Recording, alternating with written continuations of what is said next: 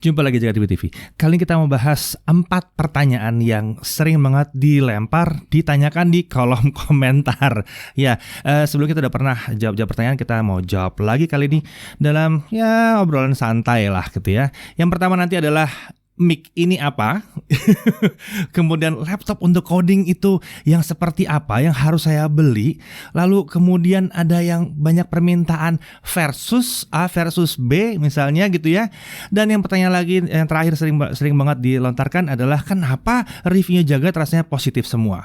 Ya memang beberapa udah pernah dijawab, tapi kali ini kita akan mengulangi lagi mungkin buat kalian yang kelewat karena mungkin dijawab dalam sebuah acara live yang panjang.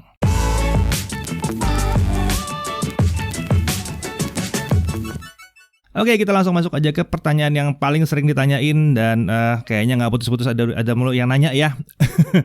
Ini mic apa? Saya selalu jawab ini adalah dynamic mic atau dynamic microphone ya, atau lebih tepatnya ini adalah dynamic microphone yang tipe pakai langsung konektivitas ke USB. Jadi memang dia nggak perlu lagi pakai istilahnya sound card atau audio interface lagi untuk nyambungin dia ke komputer untuk rekaman. Iya, memang agak spesifik memang yang kita pakai karena kita butuh ini buat ngerekam audio langsung aja gitu secara digital langsung. Karena nggak pakai banyak mic yang lain, jadinya memang kita pakai satu aja langsung rekam ke komputer. Kenapa dipilih dynamic mic? Karena simple, dynamic mic itu lebih tidak mudah memasukkan noise dari luar ketimbang kondenser mikrofon. Ya, kondenser mikrofon emang enaknya buat ASMR keren, cap itu bunyi suaranya masuk semua ya. Tapi memang kondenser mikrofon punya kebiasaan masukin banyak banget noise dari luar. Sementara kalau kita bikin rekaman di ruangan yang tidak terlalu kedap, ini akan jauh lebih baik ya. Jadi kalau kalian misalnya di rumah nggak punya soundproofing ya, atau ya nggak punya ruangan yang benar-benar di treatment untuk suara, dynamic microphone akan jadi pilihan terbaik. Dan kenapa yang USB? Karena tadi biar langsung aja nyambung tanpa harus beli lagi peralatan tambahan yang ekstra. Jadi mic seperti ini sebenarnya cocok buat podcast, cocok buat voice over, dan dalam keisengan kami ngetes ternyata kami nemuin bahwa ini cukup cocok untuk YouTube tipe kami. Tapi memang jeleknya adalah posisinya harus dekat banget. Karena kalau dia jauh ya akan kurang begitu asik. Jadi kalau saya menjauh terlalu jauh seperti ini mungkin gitu ya. Nah, suaranya nggak akan bagus kalau terlalu jauh. Jadi harus dekat terus atau konsisten terus suaranya ya. Harus ya jaraknya segini-gini. Makanya kalau kalian kenapa ini mic dekat banget? Ya karena memang akan lebih baik kalau begini ya. Kalau kalian tanya brandnya, ada banyak sih sebetulnya ya. Mungkin baiknya kalian cari aja toko online, cari USB dynamic mic atau USB dynamic microphone. Mungkin harganya sekitar maksimum 1,5 juta mungkin ya. Ada sih yang di atas juga ada kalau kalian mau yang bentuknya lebih kece lagi, lebih keren lagi gitu ya. Tapi yang ini yang cari yang dynamic microphone pakai USB dan pastikan bukan kondenser mikrofon. Oke, urusan mikrofon udah beres ya. Lalu kemudian jawab laptop untuk coding. Ini banyak banget yang nanya laptop untuk coding. Ya, kirain laptop untuk coding. Ya, kalian nge-review laptop gaming, kirain buat coding. Sejujurnya saya bingung saya mau jawab apa kalau tanya laptop untuk coding itu seperti apa gitu. Ada alasan kenapa industri juga belum ada, kita belum lihat ya. Ada yang spesifik bikin laptop untuk coding, laptop untuk programmer gitu. Sebetulnya laptop untuk tipe ini adalah laptop yang bebas dan mengikuti apa yang di coding, apa yang diprogram, apa yang dibuat gitu. Jadi sebenarnya mulai dari laptop yang ringan, mulai laptop yang bahkan yang Celeron atau A4 segala macam itu bisa buat coding apa dulu mau dibikin. Kalau mau dibikin cuma Hello World doang, iya, ya bisa enteng banget ya. Kalau cuman pakai notepad doang beres udah gitu ya. Tapi kalau yang mau di coding itu berat, jumlahnya besar, ada perhitungannya. Terus katakan bikin website tapi ada animasinya dan animasi kita juga yang bikin ya. Itu beda, kebutuhannya jadi beratnya di animasinya tadi gitu. Ini yang kalian harus perhatikan sebetulnya apa yang dikerjakan. Problemnya adalah kalian harus tahu apa yang kalian kerjakan. Karena kalau cuman kodenya doang sih, cuman ngetik doang itu mah text based. Pada akhirnya coding adalah pekerjaan yang bisa jadi lama sekali, ya harus mengerjakan lama, banyak yang mesti dipikirin. Ya, yang dicari untuk yang kayak begini dasar awalnya adalah ergonomi yang enak harusnya. Layar yang enak, keyboard yang enak. Jadi cari hintnya kami adalah layar yang enak. Begitu kita bilang, wah ini layarnya bagus banget gitu ya. Nah, itu oke, biasanya oke. Walaupun layarnya mungkin bukan untuk cari ketepatan warna, tapi mungkin pada saat kalian bikin program tertentu butuh ketepatan warna. Jadi programmer sebaiknya kalian punya layar yang tepat warnanya, minimum 100% sRGB atau 72% NTSC. Tinggal dicari dalam review kami, itu dibahas ya. Kemudian keyboard yang enak. Nah, keyboard yang enak jadi penting banget. Memang sih sebetulnya layar dan keyboard ini bisa jadi tambahin kalau kalian mau. Kalau emang kalian coding hanya di rumah doang, atau hanya di kantor doang, atau hanya di atas meja doang, nggak ada masalah. Tambahin aja keyboard yang bagus, tambahin aja layar yang bagus. Laptopnya bisa apa aja tergantung budget kalian. Tapi jadinya kalau dipakai buat jalan-jalan laptopnya, ya nanti balik lagi ke keyboard aslinya, balik lagi ke layar aslinya. Itu balik lagi ke kalian. Apakah kalian mau yang seperti itu? Kalau mau ya nggak ada masalah. Untuk prosesor kami akan sangat menyarankan sekali minimum 4 core 8 thread. Jadi minimum segitu karena kita nggak tahu kalian akan coding sampai sejauh mana. Prosesor seri H ya, cari yang H. Bla bla bla bla H belakangnya untuk laptop ya. Itu akan lebih enak lagi karena itu yang H yang kenceng. RAM gede 8GB atau lebih itu akan lebih enak lagi. Walaupun 4GB ya kalau tadi codingnya Hello World doang gak ada masalah sebetulnya. Tapi untuk persiapan 8GB akan minimum 8GB akan jadi penting. SSD itu wajib ya, 256, 512, 1 tera kan lebih bagus lagi tentunya. Jadi kalau bicara kenyamanan performa harusnya dipilih adalah laptop gaming yang layarnya bagus, itu yang paling cocok. Tapi itu beratnya bisa 2,5 sampai 3,5 kilogram. Kalian mau ringan harus kompromi ya. Jadi cari yang laptop yang lebih ringan tapi ada kompromi, nanti performa prosesornya segala macam. Lagi-lagi balik lagi, sebutuh apa kalian tergantung apa yang kalian program dan apa komponen elemennya. Lalu perhatikan kebutuhan softwarenya, ini juga penting banget, kebutuhan software sendiri. Ada yang bilang bahwa software tentu akan lancar ya dengan fitur komputer tertentu. Mungkin ada software yang butuh NVIDIA NVENC atau CUDA, atau mungkin butuh Intel QuickSync, atau ada fitur spesial lagi yang lainnya, atau butuh core yang banyak ya kayak seperti yang ada di AMD, bisa macam-macam. Jadi jangan mengunci pada kata orang yang ini yang bagus. Enggak, yang saya butuhkan yang seperti apa, cocokkan dengan yang dibutuhkan, bukan yang kata orang bagus. Karena kata orang bagus ya mungkin bagus buat dia. Kalau dia main game kalian coding, beda dong. Dia main game bilang, wah saya bener 1.4 Hz, ini bagus, laptop yang ini paling bagus. Lah situ coding ya, butuh warna yang benar karena yang di coding adalah mungkin yang dibuat adalah sebuah website gitu atau sebuah game, mungkin saya nggak tahu yang butuh warnanya akurat.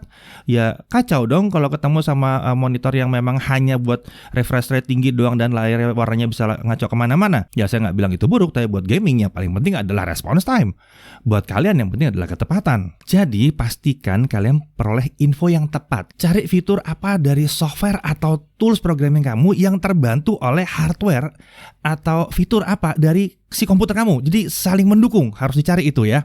Nah, ingat tadi, balik lagi, kencang buat gaming, belum tentu yang terbaik untuk video editing, belum tentu yang terbaik buat coding juga. Tapi ya kira-kira mungkin sebetulnya yang enak adalah ya laptop yang emang udah basisnya kenceng dengan layar bagus, dengan keyboard yang enak. Oke ya, jadi bukan berarti kita nggak pernah nge-review laptop yang cocok buat coding, tapi kalian yang harus cek sendiri.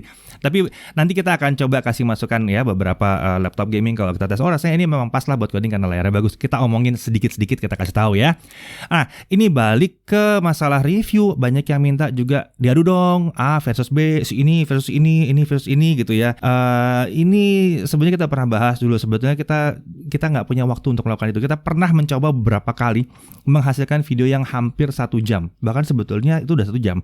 Cuma kita potong-potong karena untuk mengadu 2 device, 2 komponen elektronik atau 2 smartphone atau 2 laptop, itu kita harus adu semuanya. Kita nggak bisa cuman ambil prosesor doang, ambil layar doang, nggak bisa. Segitu banyak, itu sama dengan melakukan 2 review lalu dibandingkan. Jadi berhubung kita menggunakan metodologi review yang mirip sekali antara satu dengan yang lain, yang kalian bisa lakukan adalah sebetulnya yang paling gampang adalah kalau kita punya kedua reviewnya, tonton kedua reviewnya. Nanti kalian akan menemukan perbedaannya di mana.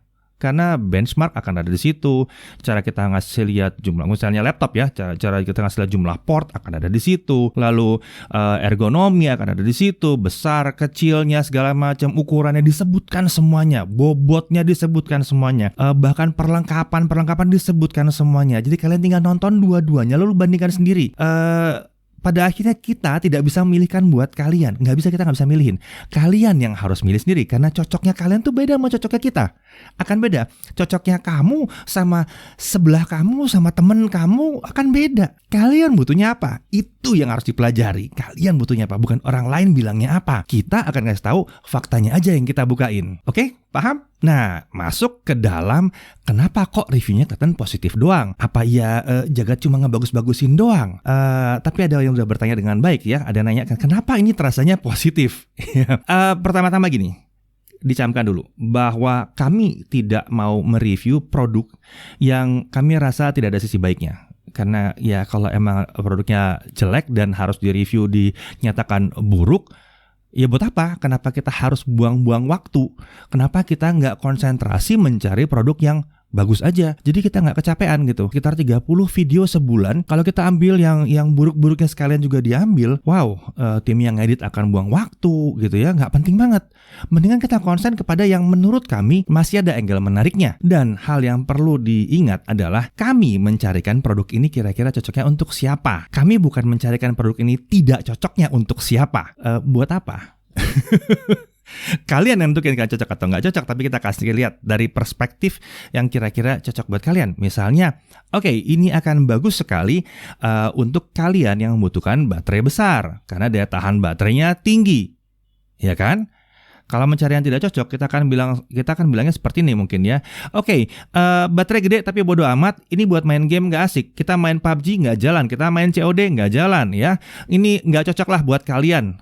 Tapi siapa kami untuk menentukan bahwa kalian gak cocok? Akan ada yang butuh baterai yang besar. Dia butuh gak bisa main game, ya kan? Jadi perhatikan untuk menonton review dengan pikiran terbuka. Kamu tidak suka bukan berarti produk tersebut tidak dibutuhkan. Dibutuhkan bahkan mungkin oleh orang lain ya. Mungkin ada yang nggak suka dengan warna layar AMOLED, terlalu banyak warnanya, terlalu kencang warnanya. Ada loh yang nggak suka ya. Mungkin ada yang nggak suka dengan HP yang berat, terlepas dari HP-nya kencang luar biasa, tapi kalau bobotnya berat orang ini nggak suka. Mungkin ada yang nggak mau laptopnya bisa main game. Ada loh, banyak yang minta ke saya tolong cariin laptop yang nggak bisa main game ya, karena mungkin mau dikasih ke anaknya dan nggak mau anaknya terlalu banyak main game. Itu banyak yang nanyain. Jadi laptopnya nggak bisa buat main game, nggak kencang buat main game, itu bukan berarti bahwa laptopnya nggak berguna. Bahkan kita pernah bikin polling baru-baru saja, persentase terbesar dari penonton di Jagat yang ikutan polling itu menggunakan laptopnya untuk office, bukan buat gaming. Ya walaupun ada pasti yang buat gaming, tapi ya hargai yang pakai itu untuk office, jangan pakai itu untuk kerja. Jadi yang jelas selalu ada sisi berbeda dalam memandang sebuah produk dan tidak cuma ada satu sisi doang. Kami selalu akan berusaha menyuguhkan ini untuk siapa cocoknya. Kalau ini bagus buat siapa ya? Karena nggak ada gunanya kami fokus ke mencela, mencaci, menghina dan lain-lainnya semua. Nggak ada gunanya. Jagat Review adalah media yang mereview, yang menguji, atau bisa dibilang kami adalah wartawan yang membahas produk. Ya, kami bukan toko, kami tidak mewakili brand tertentu. Jadi bagi kami review itu adalah seperti berita untuk wartawan, tapi kita yang mengulas, kita yang membahas, oh produknya seperti ini gitu ya. Dan kami nggak perlu nyari kontroversi agar viral, jadi ya nggak butuh juga yang jelek-jelek. Kalau ada yang jelek-jelek barangnya udah minggir aja. Nggak usah, kita ambil yang barangnya masih ada sisi bagusnya dan cocok buat kalian pertimbangkan. Jadi kami mencoba untuk menyuguhkan hasil ulasan ya sedewasa mungkin aja ya. Semoga kalian semua terbantu dengan ulasan atau review-review kami ya. Jadi kira-kira itu kali ini kita menjawab 4 pertanyaan atau komentar yang sering dilontarkan ke kami. Nah kalau ada pertanyaan lain silahkan taruh di bawah, silahkan di kolom komentar taruh aja di situ. Atau lebih baik lagi kalau mau dijawab langsung interaktif, kalian bisa join ke Facebook Group Jagat Konsultasi dan Pembahasan Komputer untuk laptop atau Jagat Pembahasan Gadget untuk pembahasan smartphone dan gadget-gadget lainnya. Oke, rasanya sudah cukup. Sampai sini dulu. Saya Irfan, Jagat Review TV.